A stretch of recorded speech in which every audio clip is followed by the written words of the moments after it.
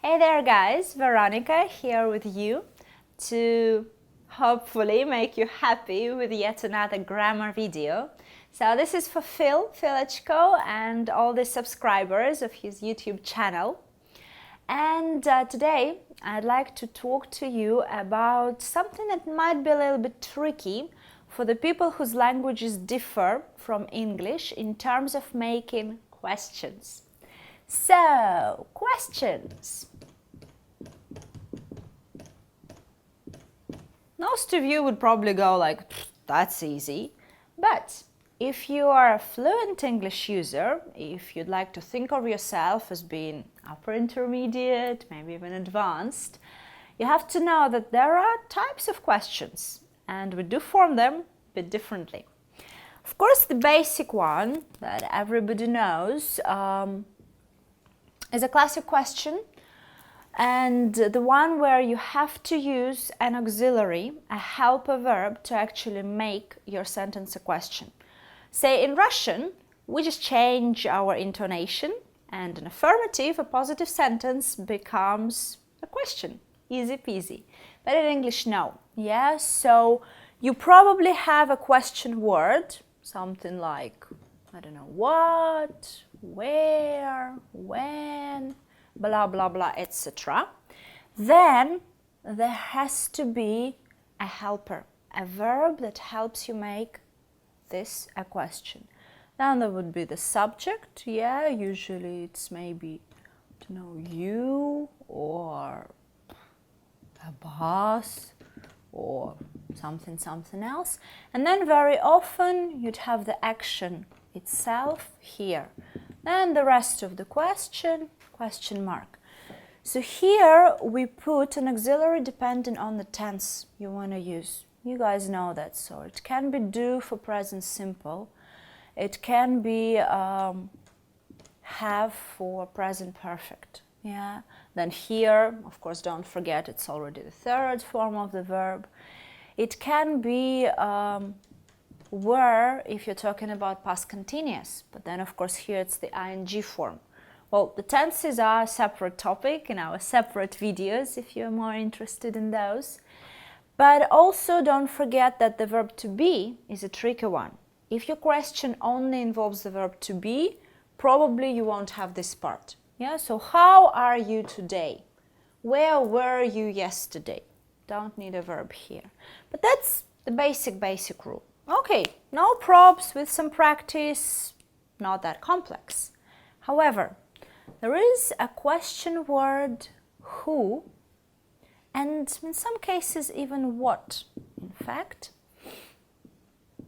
that you gotta be careful about. Because if who is the subject of your question, you don't do this whole thing, you just keep the sentence as it is in the positive form. So, who killed J.F. Kennedy,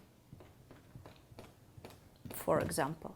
Because who is this part? It's the main subject of the sentence. In that case, this rule for the necessary auxiliary verb doesn't apply.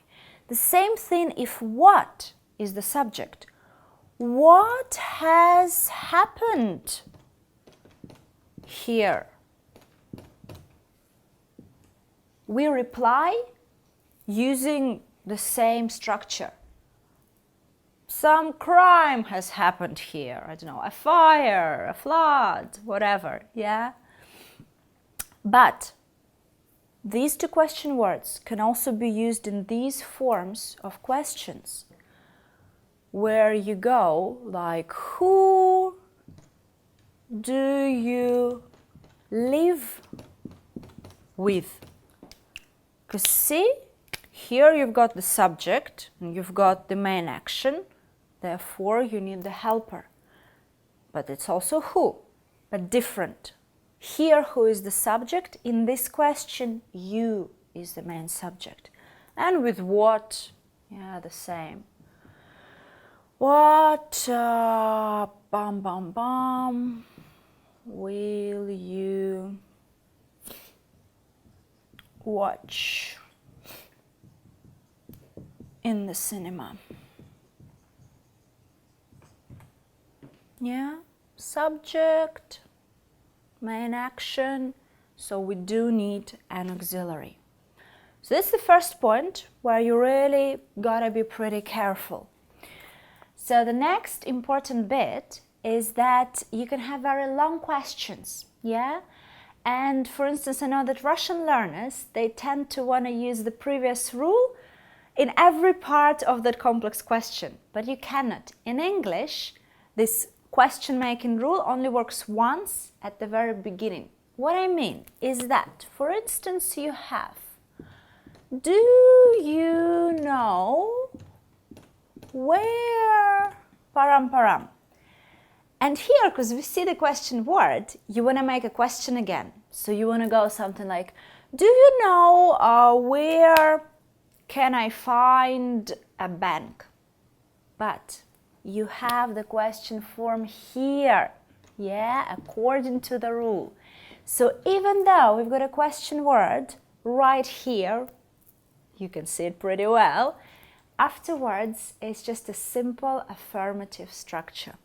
Where I can find a bank. But it's a question mark here, yeah? The second part of the sentence is not structured as a question here, yeah?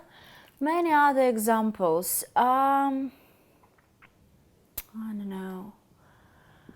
Have they told you when, not would they arrive, when they would arrive? Okay, the same thing. Well, this is actually a bit more about reported speech, reported questions. You can also check out our videos on that. And the third example, let's have something like really polite one. Could you tell me? The question is here. And after that, you can have whatever. How often? Yeah, which is a question phrase. But still, it'll be followed by a simple positive sentence. How often this bus leaves? No, does here, nothing. I don't know, the city. Yeah. What could be another really polite one? Would you mind saying why on earth you, I don't know, forgotten about me or something? Forgotten, blah, blah, blah, blah, blah, blah, blah. So the same over and over again. Remember, no matter how long your question is, even if there is a question word in the middle of it, the question structure only happens at the beginning. Obviously, make your own examples and you'll nail it, I guarantee. And the third type of questions, which I believe to be pretty useful at some points, something called tag questions. A tag is a little ending which implies that you're pretty sure about the answer you're gonna get, but it's polite to, I don't know, to ask just to play safe, or you wanna the person to confirm he agrees with you, whatever. So this is something like, oh, you've lived in Europe, haven't you? So you think you remember the person has done that. You're kind of sure about it, so it would be strange just asking, have you ever lived in Europe? You think you know that, but you need to confirm. So you start with a positive sentence, basically. And then there is a comma and you add a little negative bit at the end, or vice versa, doesn't matter. The rule is that it has to be like a battery. So if you've got a sentence in whatever grammar, use the same grammar right here, yeah? Let's go with a few examples. Simple. You'll help me. So we've got future here, will, and it's a positive one. So at the ending, we need a negative form of this grammar. Will in the negative is won't. Won't you? Different meaning than asking, will you help me? When you ask, will you help me, you don't know if the question is yes or no.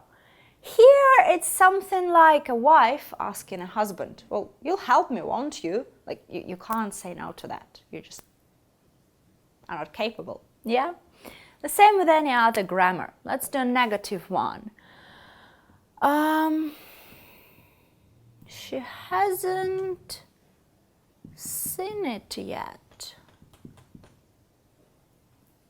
She hasn't seen something yet. I believe that's the truth, but I want to confirm. So it's negative here. We need a positive form here. She hasn't seen it yet. Has she?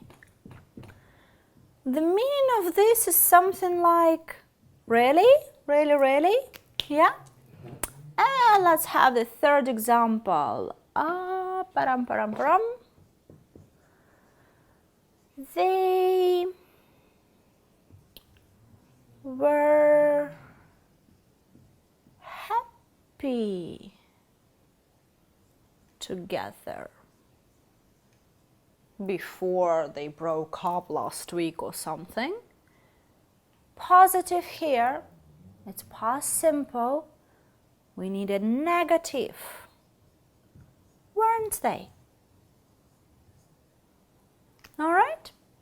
Something that is not used that often maybe, but you can meet that, and I think you can definitely use it as well to make your speech more interesting, tiny bit more sophisticated maybe. So please create your own sentences like these ones, keep practicing, and I'll see you again soon. Bye bye.